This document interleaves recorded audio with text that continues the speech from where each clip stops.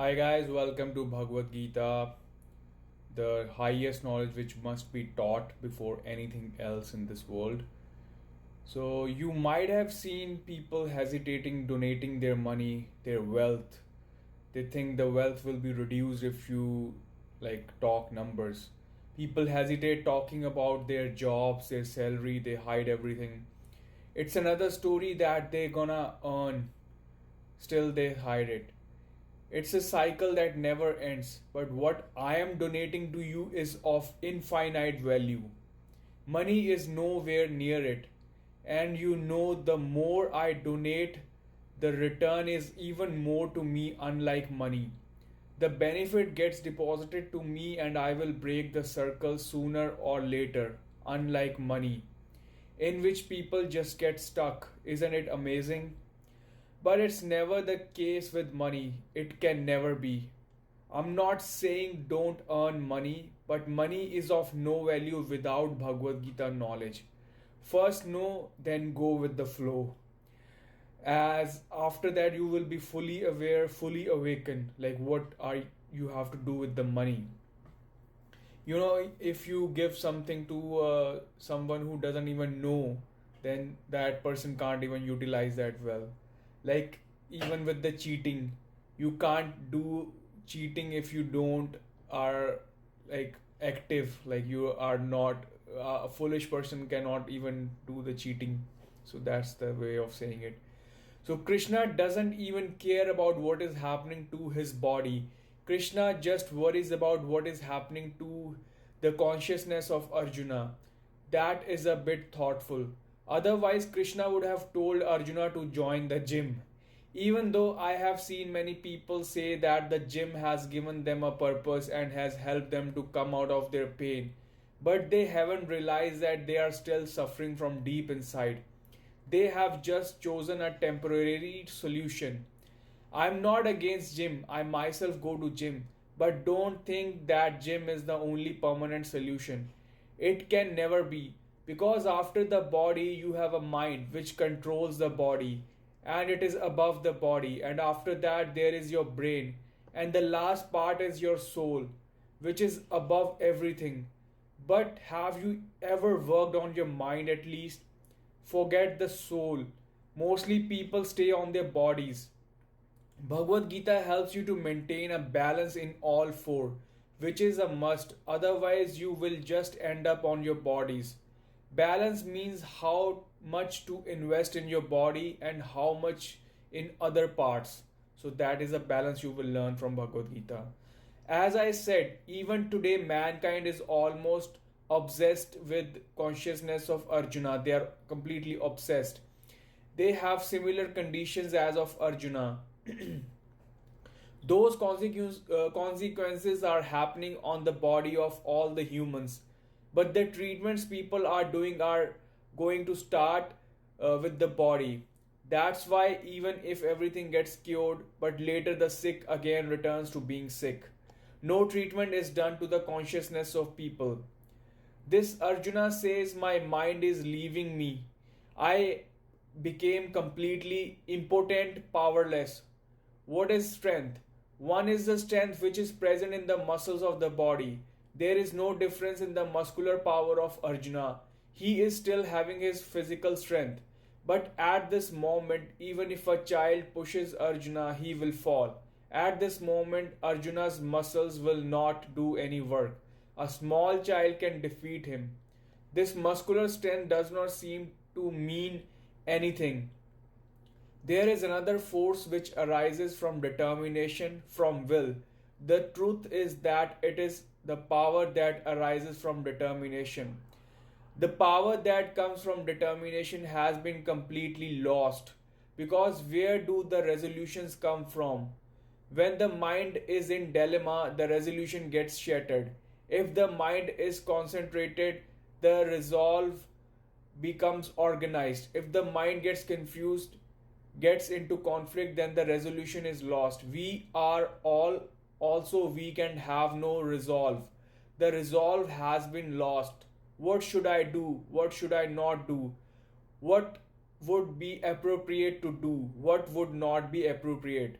all support has been lost from under the feet. Arjuna is left in limbo.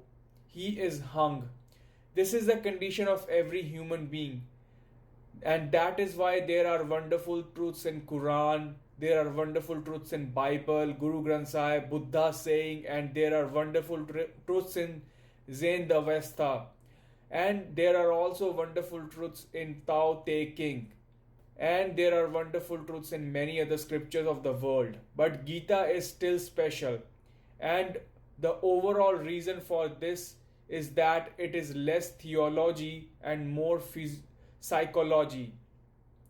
There are no empty statements in it that there is God and there is soul. There are no philosophical statements in it. There are no philosophical arguments. Gita is the first psychology of mankind.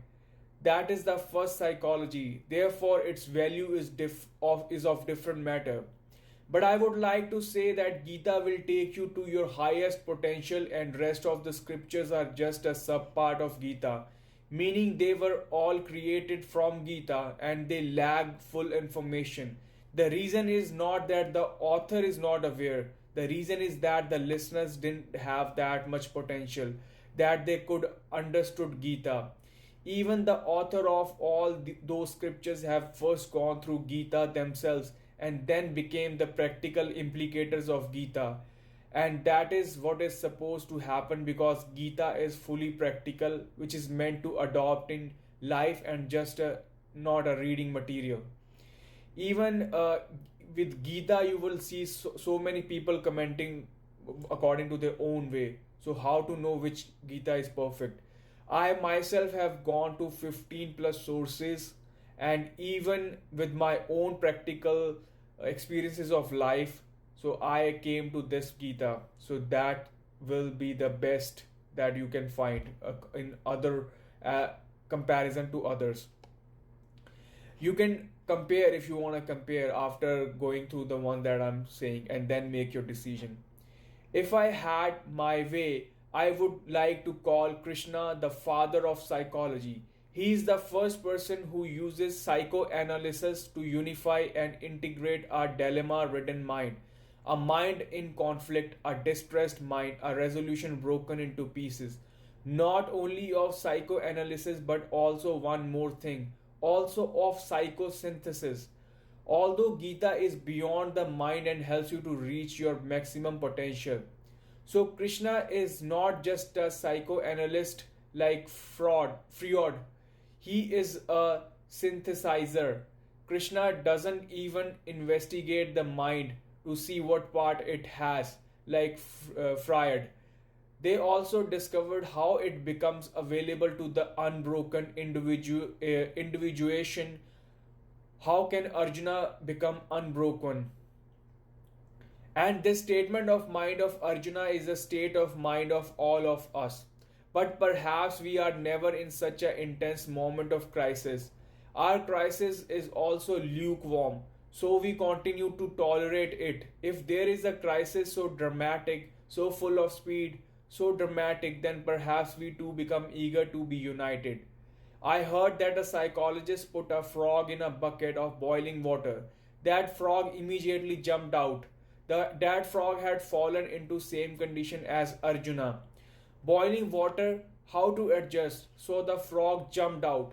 Then the same psychologist put the same frog in another bucket and slowly heated the water, bringing it to the boiling with 24 hours, keeping heat slowly. He who was a frog like us started agreeing and didn't jump, because we are getting used to the situations. The water got a little warm, the frog also got a little warmer. The frog said, "There is nothing special about this taking a jump right now. It's fine. Nothing seems wrong." He kept making adjustments as we all do. He adjusted within 24 hours. When the water boiled, he kept adjusting because he didn't notice any difference yet. It increased very bit by bit. There was no such thing as leap from one rati, meaning condition, to another rati. So he said if that is much has been, so it can be agreed. If this is the